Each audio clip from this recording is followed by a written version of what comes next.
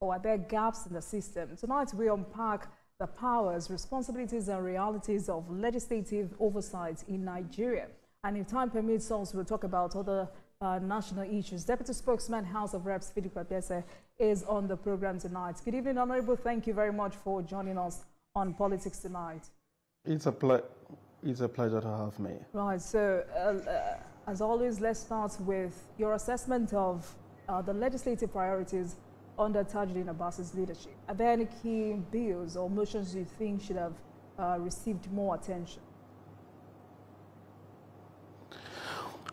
Well, so far so good. Our legislative agenda has been dutifully executed to the latter. We came on board about 2 years ago, and in line with the wisdom of the leadership of His Excellency the Right Honorable Tajuddin Abbas, PhD, GSWN, we came up with a legislative agenda. First, the legislative agenda is actually a guiding document, a guiding philosophy for the 360 members of the House, a document that was adopted by every one of us, because if you look at it, having come from diverse backgrounds, diverse political parties, religious grouping, ethnic affiliations, our problems are actually in different phases, shape, and forms. However, as patriots and nationalists, we came together to identify those critical areas of focus and say this is what we really want to achieve as the People's House. And part of that is the issue of security, the economy, women inclusivity, youth empowerment, and all of that. And to the best of our ability as a parliament in the last 2 years, I want to say without fear of equivocation that we have surpassed, the expectation of Nigerians and even our colleagues in the House.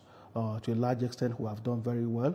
Our parliament, the People's House, under the leadership of His Excellency Right Honorable Tajuddin Abbas, introduced for the first time the Open Parliament Initiative, where the first appropriation bill which came to the House was subjected, to rigorous public debate, input from members of the public, critical stakeholders like the civil society organization, and we have opened the parliament to Nigerians to be a part and parcel of what we are doing. In that respect, we have done excellently well. On the issue of security, despite the challenges we face across the country, we have also been able to use our critical role of oversight, to work hand in hand with the executive, and in some instances invited them to chat with them, and from time to time we also make budgetary allocation available to them to address those issues. I think in any area where the security agencies have not really done or met the expectation of the public, is not because the parliament has failed in its responsibility, probably because of lapses, either in the executive, and again, the problems that they also met on ground. When I said lapses in the executive, I'm talking about releases of funds to the security agencies, because it is one thing that they've continued to complain about, and they are still complaining about that even in our recent engagement with them. But in terms of budgetary allocation, which is the responsibility of the parliament, we have done our best to allocate the necessary resources. Like the last budget, we allocated about 11%, of our capital budget expenditure to the security agencies to assist them, in tackling insecurity. And when you talk about education, again that the student loan scheme, which young Nigerians are enjoying across the country today, is an initiative of the parliament under His Excellency Right Honorable Tajuddin Abbas. We introduced the student loan bill, passed the necessary legislative instrument, and to the glory of God, His Excellency Mr. President signed it into law. And we had a technical session where we invited Nigerians for a public hearing and did some technical work under the committee that was chaired by Honorable Teso Ugbo from Benue, and quite a lot was done. And today Nigerians are beginning to enjoy that. So, right. So far so good in terms of the legislative agenda, the People's House. We have done well. All right. I like that you called yourself honorable, but I hope Nigerians agree with you. I mean, you mentioned the areas of security, economy, youth empowerment, budgetary allocation. But how far has the House fared in terms of oversight under Speaker Abbas? Are there notable investigations or interventions you would credit to his leadership? Yes, quite a lot. We recently, our Committee on Works embarked on a rigorous oversight of the state of infrastructure, the state of federal roads in the country as we speak, because people say the House is on recess. No, there's actually no recess. What we are having is actually a technical session where you do more of oversight. Parliamentarians are busy across the country and even abroad oversighting. I'm aware that our Committee on Foreign Affairs is oversighting, the state of our foreign embassies. Recently, you recall that a segment of the Nigerian society has equally raised issues concerning the state of our foreign embassies abroad and how they are faring.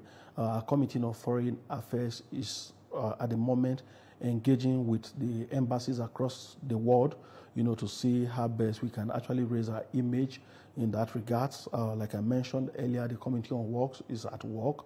Various committees on securities are also working. We're having various engagements.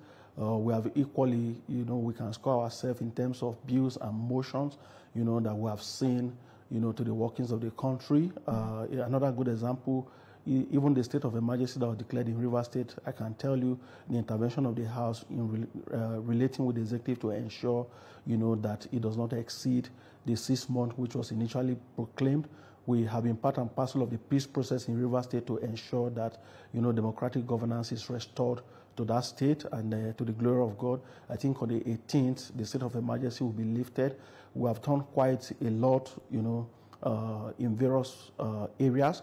And again, in terms of international parliamentary engagement, to ensure that we also demonstrate international treaties and laws, in line with international standard and global trends. We have equally done well. As I speak to you, His Excellency the Right Honorable Speaker is in Lebanon attending the Asia African Parliamentary Conference. And today, again, even our country, as part of the pride, one of the things that we can be proud of is the West African Committee on Public Accounts and Finance. We are hosting the West Africa sub-region in that engagement. And let me quickly add that it was from that engagement that, one of the highly respected national dailies, reported, something that we have equally come out to say, no, the report is not correct.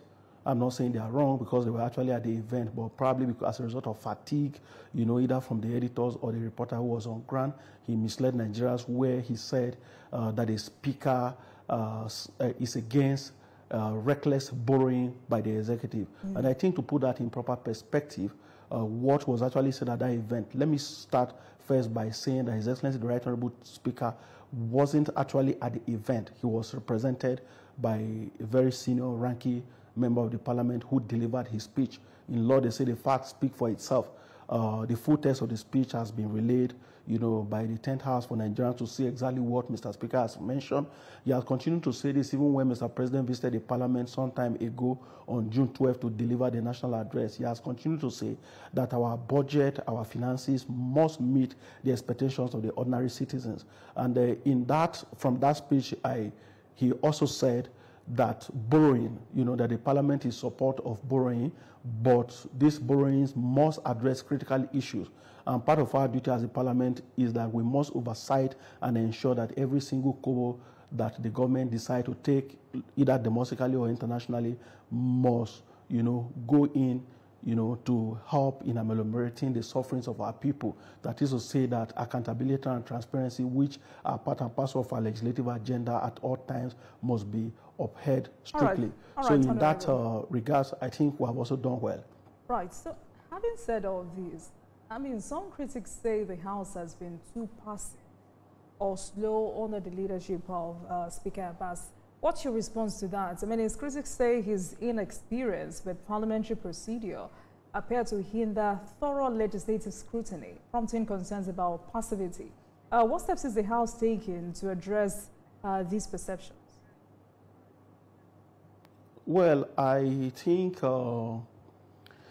this statement, because it has come up, it is something that I should speak on, because ordinarily, if you look at the scorecard of His Excellency the Right Honorable Speaker Tajuddin Abbas, you will agree with me that even though no human, according to our theological materials, have said no one is perfect, but the House will score the leadership of Right Honorable Tajuddin Abbas with about 90% of what we have set out to achieve and what we have achieved so far under his leadership.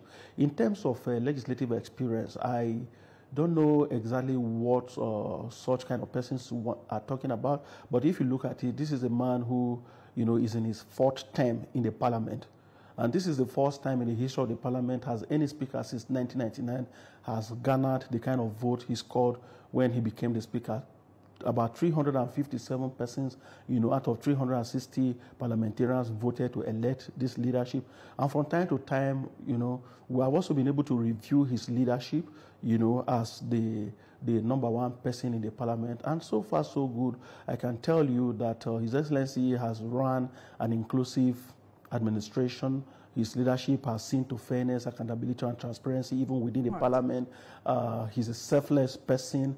And these are some of the things that bring, about rancor in the parliament when leaders, try to establish their own overreaching, selfish goals. And so far, so good. His Excellency has been able to democratize his leadership, ensuring that committee effectiveness is highly upheld, working hand in hand with the executive, to ensure that our deliberations, see the light of the day. Because it is one thing as a parliament, and one thing Nigerians love is approach which, our constituents communicate to us from time to time is the fact that we have adopted an approach that sees to partnership and collaboration with the executive to ensure, that progress is being made in the country.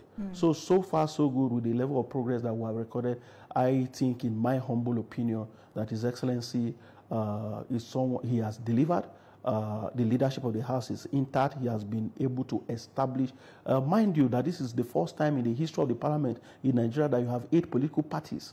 In the House of Representatives today, we have 8 political parties participating, and there's no rancor. We are in peaceful harmony with one another. Members of the ruling party and the opposition are working hand in hand. We see ourselves beyond party lines. The oversight functions of the House of Reps is a very serious conversation for many Nigerians. One, because the House of Reps is constitutionally mandated to oversee the executive by reviewing, evaluating the performance of government agencies. The House of Reps also monitors the implementation of laws and ensure the executive actions align with the intent of the legislature. But many Nigerians believe party politics weaken the legislature independence, especially when the majority belongs to the same party as executive as it is currently in the National Assembly. But in all of this, how does the House maintain neutrality when performing oversight? Yes, that brings us back again to the legislative agenda of the parliament. Like the legislative agenda of the 10th House of Representatives as encapsulated in our working document and christened as the People's House. It is actually a philosophy where members are able to do away with their own individual selfish interests, subdued into a whole national patriotic interest. And in achieving that, for instance, I mentioned the issue of security. These issues, underdevelopment has no respect, for party leanings. The state of insecurity, the state of the economy, if a man is poor, he cannot feed his family, it is the same. It has no language, whether he's a member of the All Progressive Congress or another political party. So what we are basically doing as a parliament is to ensure that as people who have been saddled with the responsibility of working for their people and people who are enjoying the privilege of being voted out of the Lord, we served the interests of the people. So for us in the People's House, if what we have to do is to make sure that there's security in Borno or security in Badagry, or for us to see that there's development in Katsina. For instance, we have passed a lot of development interest bills. It is to the history, it is to the credit of this parliament that today the 6 geographical regions of our country are enjoying the creation of development agencies in addition to the NDDC and the Northeast Development Commission, which have been in operation for some time. this parliament brought the idea of the North Central Development Commission. This has nothing to do with party leanings.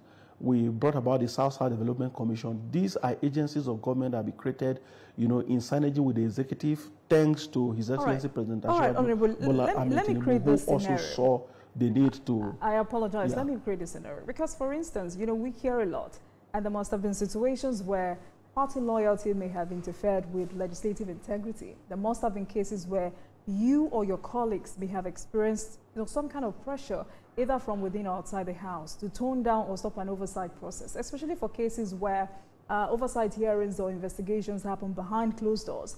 My question is, how does the House balance national security concerns with the public's right to transparency? Yes, and I want to clear that again, because I was going there before you cut in.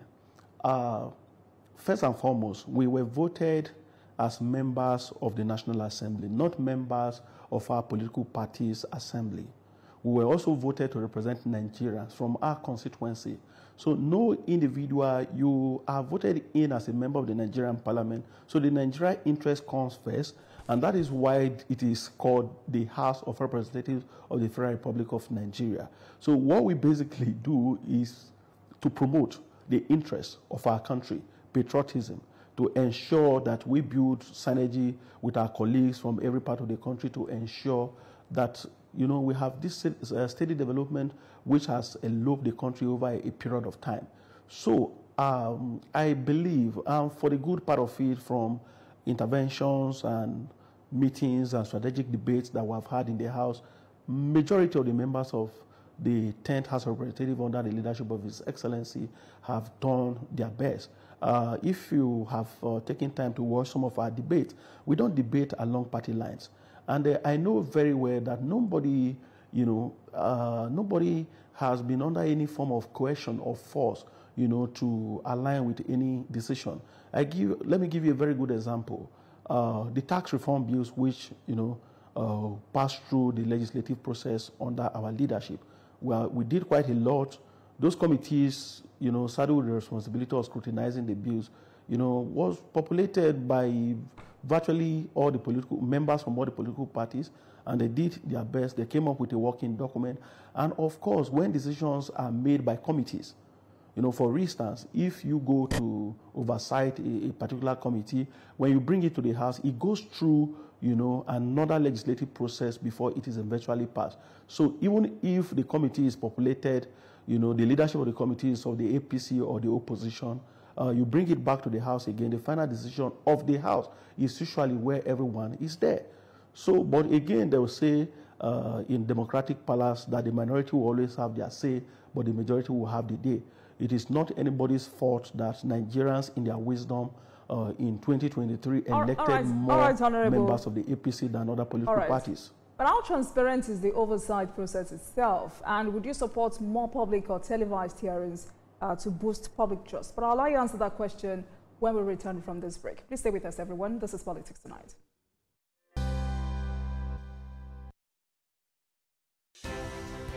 At TVC News, wherever the big news story is happening, we're geared up to break it. TVC News.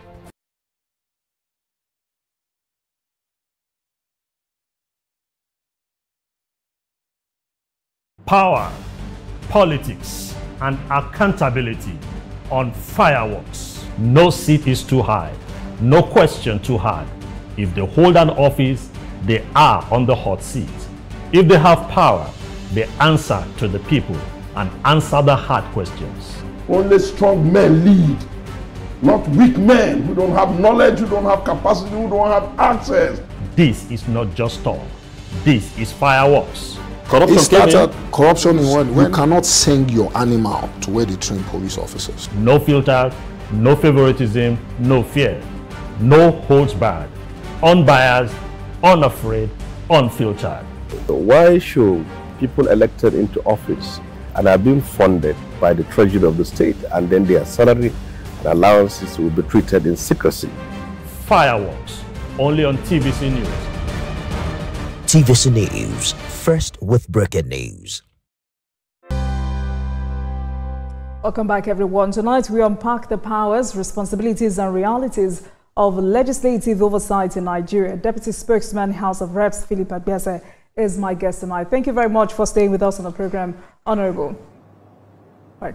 So, I mean, just like I asked before we went on that break, how many oversight visits has the House conducted this year? Which sector would you say has shown the most improvement due to committee pressure? And is there any MDA currently under investigation for poor implementation? Well, you actually raised an issue which I was trying to address before the break. So let me quickly go back there, then I come back to this recent question.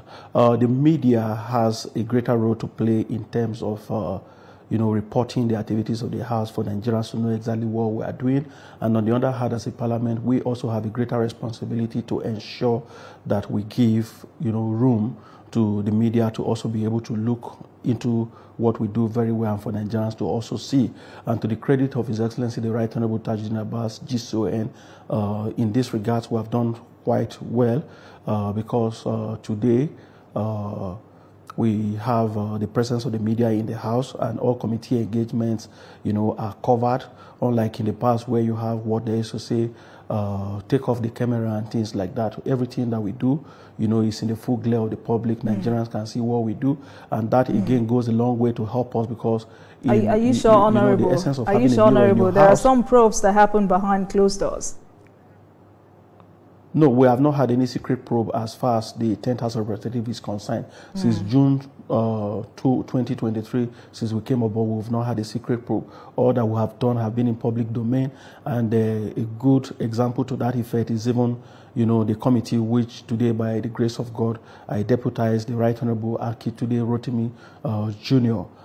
When we came on board, we approached the leadership of the House, and we told them they need, to make the media center very conducive, and His Excellency quickly approved that, and we ensured that we put in place, a very robust working environment for members of the press who will be reporting us. We have equally introduced some far-reaching reforms like insurance and regular health checks for the journalists who are reporting us, because we understand the critical role that the press, will play in achieving our goals as a people. His Excellency, the Right Honorable Speaker, has equally made it very clear times without number, why we want, the participation of not just the media, but other critical stakeholders. For instance, you do need a mirror in your house, because you cannot see yourself properly. So the public is the mirror which we use, in engaging and seeing to what we do. We listen to public opinion. We invite people from time to time to equally, give us their views. And part of that, what we have achieved in that respect is the fact that, our public hearings, have been more engaging. Today, Nigerians have more trust in the parliament, particularly the House of Representatives, because they have seen their views, being upheld, in the bills that we pass. For instance, the tax reform bills, Nigerians saw to the robust engagement which we took it through, engage experts, to come to the House, engaging experts who also participate in sectoral debates where we engage members, of the executive. And on the issue of oversighting the executive, yes, this much we have done. Our committees on education, they've gone around the country, and they are still going around, to look at the state of our infrastructure, particularly in our educational institutions. And what we do, basically, that again brings us to what Nigerians sometimes, refer to as budget padding. For instance, if an agency of government has approached you, with a budgetary provision that you, after a rigorous oversighting, and you have seen that that resources is not going to be enough, it is the responsibility of the parliament to ensure that appropriate funding is provided for such an agency, and that we have done. I mentioned 11% of our capital budget expenditure allocated to our security agencies. We all know what is going on in the country, and the effort of His Excellency Mr. President to also, do away with some of the security challenges that we are being faced with as a nation. So in doing that, it is the product of our oversight activities, that is giving birth to the adequate funding and provision of budgetary resources that we are providing to the executive. And if you also look at other sectors, even beyond our legislative agenda, contributions. I take you to the Constitutional Review, Committee under the leadership of Right Honorable Benjamin Kalu. We are doing quite a lot in that regard. The National Assembly has proposed the issue of state police to address security in the country. We have gotten the buy-in of Mr. President. We are waiting for the 36 state governors to see, how they react to this issue, and we're appealing to them to also support the creation of state police so that we can address some of these security issues locally from the root. If you take that again to other sector, in terms of revenue, you have seen, improved allocation to the states in the country. These are all products of, parliamentary engagements that we have carried out. Honorable, but are all MDAs held to the same standard? And I'm asking this question because of this frequent disregard of the National Assembly, which, many Nigerians say has become a trend, a pastime for heads of federal government agencies to ignore invitations extended to them by the National Assembly summons. I mean, it was just last year, the House of Reps issued a warning to public office holders from ignoring parliamentary invitations. How does the House of Reps interpret this regard? Is this an administrative negligence or a challenge to the constitutional authority of the legislature? What do you call it? Well, as a matter of fact, the method of engagement, is also very important. And the body language of the leadership of the executive is also another thing. Before I came into the parliament, I saw this happening in the 9th Assembly and the 8th Assembly where, heads of agencies deliberately refused to honor invitations and summons by the parliament. As a matter of fact, I think there have been a marked improvement, from, let's say, 0.2 to 9. To rating 9 out of 10 in terms of response by the executive, and this we have to give it to Mr. President. He won. I remember the second budget presentation. He made it very clear because he came in with his ministers and some of the heads of agencies, and he made it very clear that any head of agency who fails, to appear before the parliament to defend this budget estimate, should be reported back to the executive, and he promised to take action. So I think having sounded that warning, that scenario, in the past where, someone was appointed as the Controller General of Custom, said he was not going to put on the custom uniform, but he would enjoy the benefit of being the CG of Custom and all of that. We have not had those issues, since the inception of this administration. Our relationship with them has also been of mutual benefit to both parties because they equally respond, to invitations, and to the best of my knowledge, they've made clarifications where necessary. Recently, we had this issue of the executive failing, to fund the capital component of the budget. When that issue was raised, His Excellency the Right Honorable Tajuddin Abbas G.S.O.N. constituted a committee headed by no less a person than the Deputy Speaker, and that committee in less than 48 hours went into work. The Honorable Minister of Finance was invited. He appeared within 24 hours, which wasn't the norm in the past. The Accountant General was also at that meeting. The contractors were all there, and an agreement was reached that, okay, payments will be made to local contractors for the 2024 budget, and that sooner or later they will commence the implementation of the 2025 capital component of the budget. So I think with that level of cooperation, coming from the executive, I would say that we're all on track, we're working well, and we commend Mr. President for that.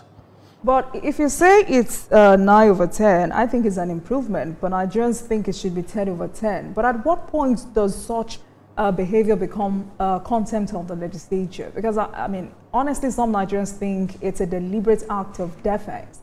Some think it is symptomatic of weak institutional enforcement mechanisms. And sadly, I remember that as far back as 2017, which you also referred to, the House of Reps passed a bill seeking a 1-year jail term or 1 million naira fine, or both, as penalties for ministers, head of agencies, and other public officers who ignore invitations to appear to investigative hearings. Ineffective as obvious as it is today, what is the House doing to reassert its constitutional authority over agencies that are funded through appropriations made by the legislature itself? Yes, like I mentioned earlier, it is a function of leadership. The leadership of the executive and the leadership of the parliament. If the executive, takes a posture of knowing it all, being able to do it all, and the feeling that, it is an arm that supersedes the parliament, then there will be a problem.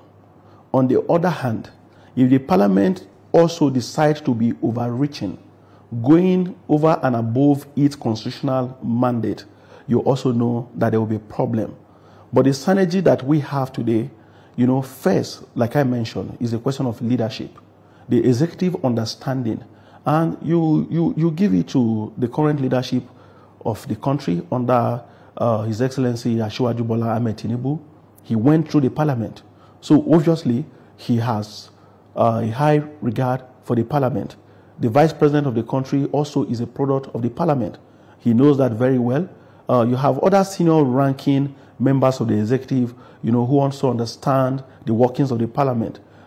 The Secretary of the Government of the Federation today is also a product of the parliament. The Chief of Staff to the President is also a product of the parliament. So we have other people who are also in the executive, the Minister of Interior, the Minister of State for Humanitarian Affairs, so many of them in the executive who understand the way, and even people who never passed through the parliament. A good example, the Honorable Minister of Women Affairs. She has appeared before the parliament, with, the highest level of humility, and when questions were asked, she was able to address them. Then again, you also talk about the quality of recruitment into the executive. Because you have people who are recruited, is that a challenge? Without the needed intellectual competence. Yeah, right. People without the needed intellectual competence. And the best way someone who is not intellectually sophisticated responds to question, is aggression.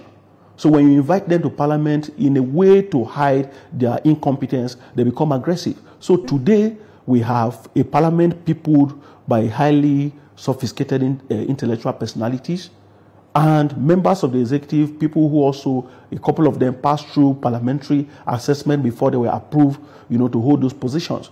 So we'll give it to the current administration that they have recruited the needed intellectual tools to do the job. And when we invite them to explain how they are going about the job, they've been able to explain that to us. I remember during the sectoral debate, we gave the service chiefs about 10 minutes, to explain themselves. For the first time in the history of the parliament, the Chief of Defense Staff sought to be given 30 minutes, and he took every minute to give, I'm talking about General Christopher Musa, he took every minute to explain in detail, what he's doing, how he's going about what he's doing, and he was able to convince the parliament to a great extent that yes, he knows why he was in the first instance appointed, he knows what he's doing, and he was able to articulate his challenges. And when these people come for budget defense, we also look at the issues before us. We ask them for their challenges. They identify these challenges, and we also, discuss with them. So I think the relationship between the parliament and the executive has been about partnership, strategic relationship that works for the ordinary citizen of our country. All right. And to be fair on, members of the executive, some Nigerians think oversight functions are sometimes used to shake down MDAs or for political gain. But how do you respond to this perception? What safeguards are in place to prevent abuse of oversight powers? Because some Nigerians believe oversight is either reactive or selective. But how does the House ensure objectivity and fairness in scrutinizing the executive? Well, I don't know exactly what it used to be in the past. But today, when we came on board as a parliament in the wisdom of His Excellency, the Right Honorable Tajuddin Abbas, the first thing he did was to decentralize the committees. By breaking down the committees, we had about 89 committees before we came on board, and today we have 126 committees and about 18 ad hoc committees that are running. So every member of the parliament is engaged in one committee assignment or the other, because it is not just a large country. But the MDAs are also many. We have created so many of these MDAs. Some are not functioning effectively.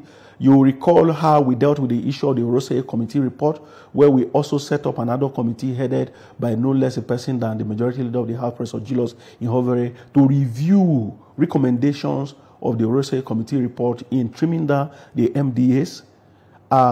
We look at those issues, and to a large extent, we have also been able to reach far-reaching resolutions after due consultation with our constituents, engaging critical stakeholders and inviting them to Parliament to make their submissions and contributions.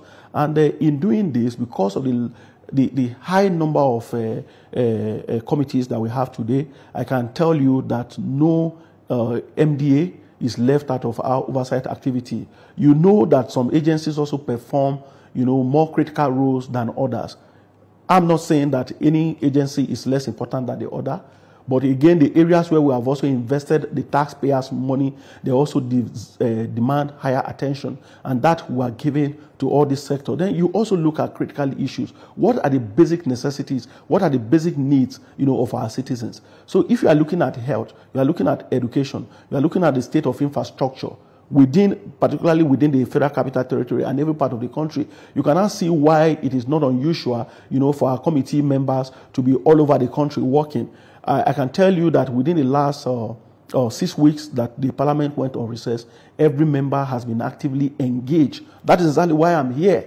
Every member has been actively engaged. The chairman of my committee, Honorable Aki Rotimi, as we speak, is on his way to Lagos, to engage with the media on certain development within and outside the House. So everyone is working in line with Mr. Speaker's vision. He's a workaholic. And that is exactly what the situation we have found ourselves today. Because the head is working, every other person has to work. And if ordinarily we had voted a speaker, who ordinarily would have been absent from plenary, delegate duties to people without his physical appearance, it would have been easy, for members to also be absent. That's why you see when, plenaries are taking place or committee activities are taking place, you see the participation of members. Members also, are seeing the impact of what we are doing. Because, for instance, I traveled on the Lokoja-Abuja road some days back, and I saw the improvement. And immediately I called the Committee on Works to thank him for what they have done. I know they visited that road 3 to 4 times since we came on board the Abuja-Kaduna road. They've been on that road, travel times with that number to also ensure, that taxpayer resources are properly invested there. Recently, we also saw improved allocations, to ministries like aviation. And I know very well that our committees, in aviation today, we have 2 committees, and these committees are going to be up and doing to ensure that taxpayers' resources invested in the aviation sector, count for what they've been budgeted. All right, Honorable. Well, how regularly are oversight reports from some of these committees published for public access, and where can citizens find them? What's the House doing to improve public engagement in oversight? Yes, I think this is very, very important and key for us as a House. Some of the reports that we have received from oversight activities will be laid before the House upon resumption. Normally, they are debated. They are submitted before the plenary and debated by a committee of the whole House. And where necessary, we make adjustment to their law. That brings us to the recent development in our energy sector, the electricity reforms. We have onboarded the electricity in the country, giving states the power to now generate and distribute electricity. That is a product of our oversight activity when we took our time to go around the country and see exactly what is taking place in the power sector.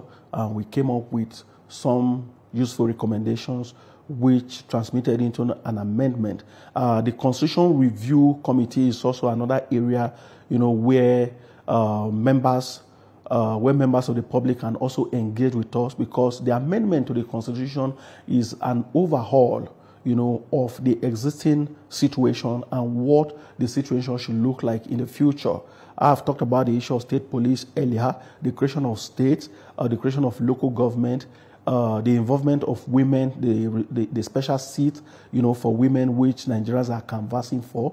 You know very well that Mr. Speaker is one of the advocates for women inclusion in Parliament.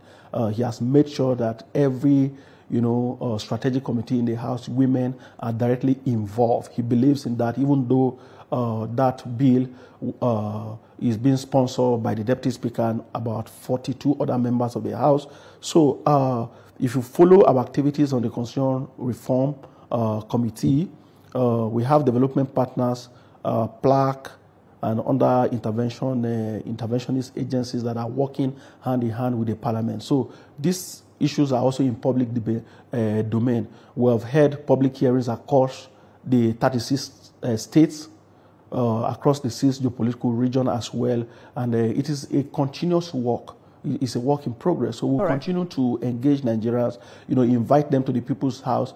When we come back, you remember that His Excellency, the Right Honorable Speaker, promised, when we came on board, that we're going to have at least 2 times engagement with young people. Last year, we were able to fulfill that. We have had one for this year. So as soon as we come on board, I think sometime towards the end of October, we'll be engaging Nigerian youths, to visit the Parliament and interact with them. Talking about the Mr. people, Speaker has also made substantial appointments. Talking about the people, I'm sure you know many Nigerians still view the National Assembly as disconnected from the people. What do you say to such Nigerians? What steps are you taking to rebuild public trust? What would you say to Nigerians who feel the National Assembly has underperformed or failed to meet public expectations? And how do you ensure, or rather measure, accountability to the average citizen? Yes, when we came on board, we identified the issue of trust between the people and the leaders. We identified that.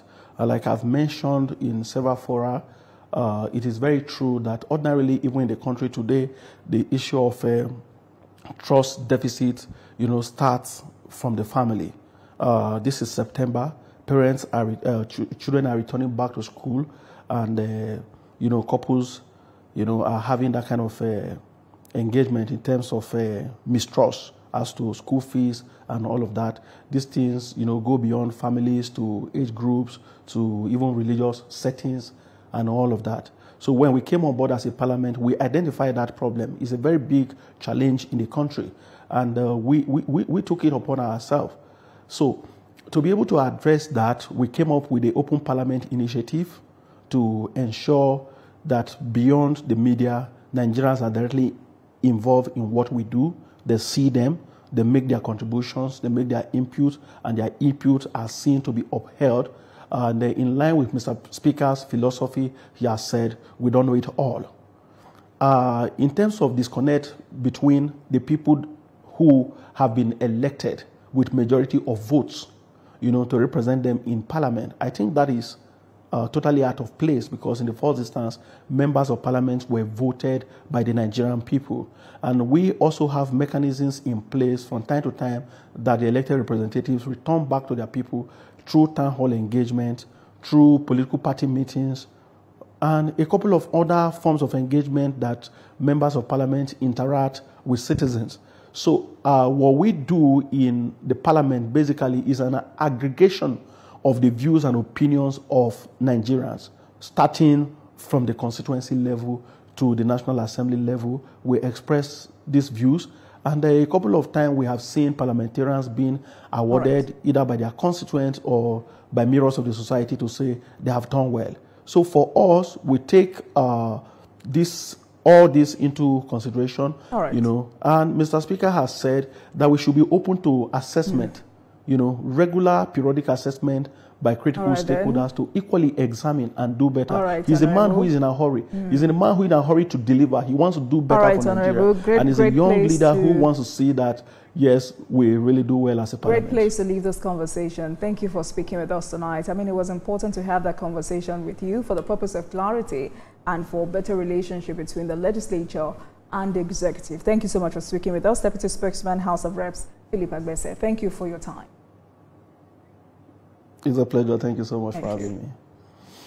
And thank you very much for watching, everyone. That marks the end of today's episode of Politics Tonight. But before we go, let's tell you that the views and reactions of our users' persons are theirs and have no connection with TVC News. Meanwhile, you can watch the repeat broadcast of this episode at 12:30 a.m. Get in touch with us on our social media handles, Facebook, Instagram, and X at TVC News NG and at Olajumoke. We're using the hashtag Politics Tonight. We're also on YouTube at youtube.com/TVC News NG. I'm Olajumoke Olatunji. Good night, everyone.